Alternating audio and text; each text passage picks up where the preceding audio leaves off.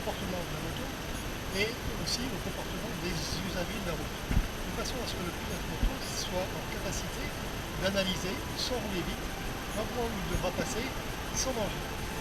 Ça s'arrête. Il n'est pas question de vitesse, il est juste question de connaissance de la moto, du pilotage et de la circulation.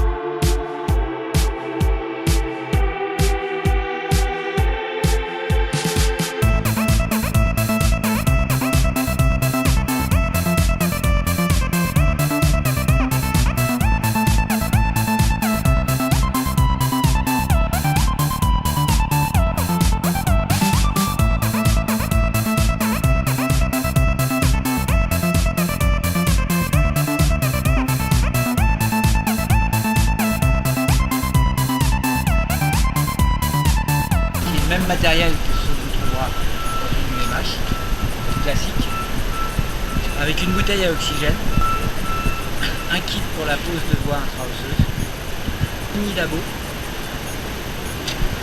un bavure, un respirateur de transport, dans le top case à l'arrière, un aspirateur de mucosité, un mini kit ACR, ouais, un scope multiparamétrique défibrillateur,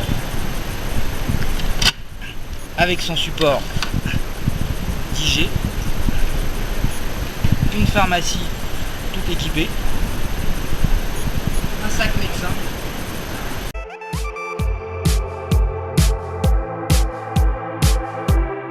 cette moto est équipée des sirènes SAMU, on peut manipuler sur ce bouton, un GPS TomTom qui permet de nous informer la direction à prendre et en tout cas il est très efficace. Le système airbag chez DNS qui se trouve à l'intérieur.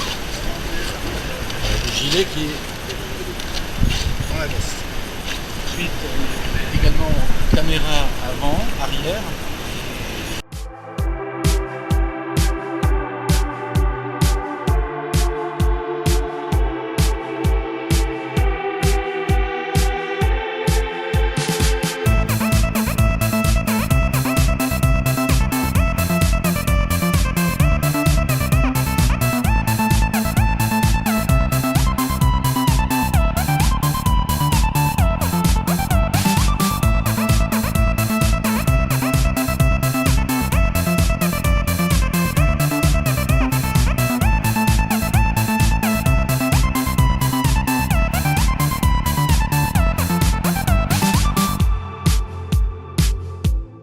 Bonne question.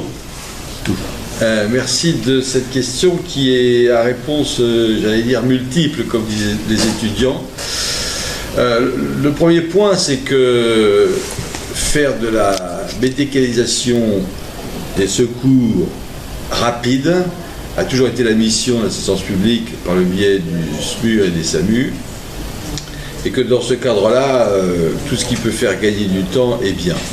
Et donc on a fait du GPS, on a développé tout un tas de choses pour essayer de gagner du temps. Donc le temps est vraiment un souci. La deuxième chose qui est importante, c'est que l'assistance publique sait que plus tôt on est capable de fournir un traitement d'une pathologie grave, meilleure est la chance de survie du patient, ou en tout cas plus rapide est sa guérison. Dès lors que le trafic est majeur, qu'on ne peut pas forcément prédire comment ça va se passer, que la période est plus ou moins dangereuse, comme c'est le cas aujourd'hui, malheureusement dans les pays occidentaux et singulièrement en France, il faut pouvoir intervenir assez rapidement, et donc essayer une moto est probablement logique. Alors ça a pris du temps, parce qu'il y a des précautions importantes pour les acteurs qui vont s'en servir, qui vont rouler, pour les médecins qui montent dessus, des problèmes d'assurance, de responsabilité civile, qui ont pris du temps. Mais ça veut quand même bien dire in fine, comme vous le souhaitiez l'entendre, et je crois que c'est vrai que une grande institution comme celle-ci, et si les résultats de son investigation sont bons, est probablement capable de mettre à disposition ce genre de système qui est très efficace s'il est démontré.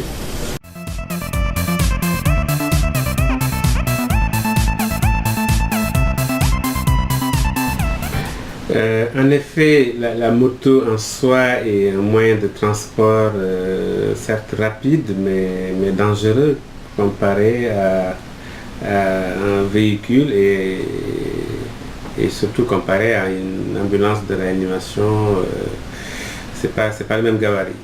Cependant, compte tenu du fait que les motos sont équipées de sorte à rouler dans Paris avec un type de moto bien adapté pour ça, ça diminue peut-être le risque. Et le deuxième élément, c'est la conduite, le pilotage des motos par des personnels très très expérimentés, et qui ont eu des formations validantes pour faire une conduite de transport avec passager arrière.